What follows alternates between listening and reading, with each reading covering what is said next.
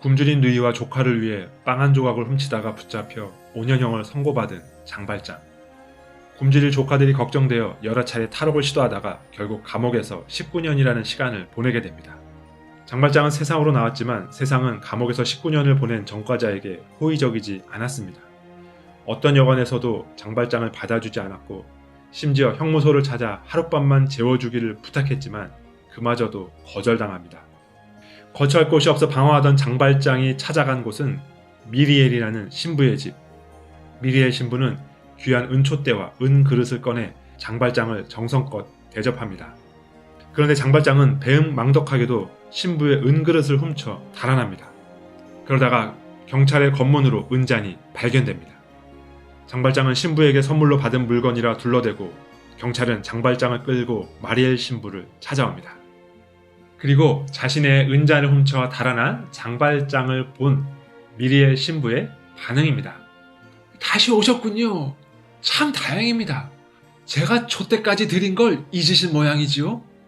경찰나리들, 이 은자는 제가 선물로 준 것입니다. 그리고 남겨진 신부와 장발장.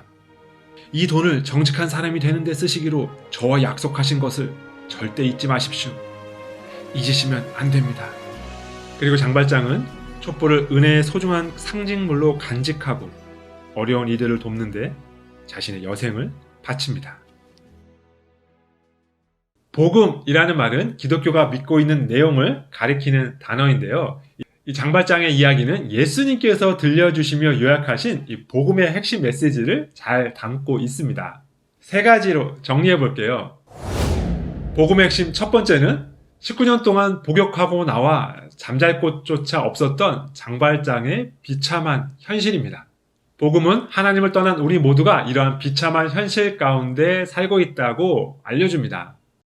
사람들은 온갖 불의와 악행과 탐욕과 악의로 가득 차 있으며 시기와 살이와 분쟁과 사기와 저기로 가득 차 있으며 수근거리는 자요, 중상하는 자요, 하나님을 미워하는 자요, 불손한 자요, 오만한 자요, 자랑하는 자요, 악을 꾸미는 모략꾼이요, 부모를 거역하는 자요, 우매한 자요, 신의가 없는 자요, 무정한 자요, 무자비한 자입니다.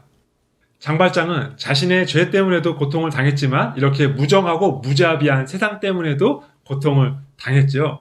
복음은 이러한 고통이 모두 우리 인간이 하나님을 떠났기 때문이라고 진단합니다. 복음의 핵심 두 번째, 용서를 구하기도 전에 먼저 용서한 미리엘 신부입니다. 마치 미리엘 신부가 장발장이 용서를 구하기도 전에 먼저 그를 용서하고 더 큰 사랑을 베풀었던 것처럼 복음은 하나님께서 그렇게 죄인된 우리를 사랑하신다고 선언합니다. 바로 십자가가 그 사랑의 증거입니다. 우리가 아직 죄인 되었을 때에 그리스도께서 우리를 위하여 죽으심으로 하나님께서 우리에 대한 자기의 사랑을 확증하셨느니라. 예수님께서는 아버지를 거역한 두 명의 아들 비유인 이 탕자의 비유를 통해서도 복음의 핵심 이야기를 들려주셨는데요. 그때에도 아직 용서를 빌기 전에 아들을 용서하시는 아버지의 사랑이 이 비유의 핵심 내용이었습니다. 아직도 거리가 먼데 아버지가 그를 보고 측은히 여겨 달려가 목을 안고 입을 맞추니, 이 아들은 아버지의 유산을 요구해 가지고 나간 아들입니다. 이 당시의 문화에서 살아있는 아버지에게 유산을 요구한다는 것은 아버지가 죽기를 바란다는 아주 패륜적인 행동이었습니다. 그래서 아버지의 재산을 다 탕진한 이 아들은 아버지에게 돌아가 자신의 죄를 고백하려고 하고 있었습니다. 그런데 아버지는 아들이 죄를 고백하기도 전에 먼저 달려가 용서하며 아들을 맞아 주셨습니다.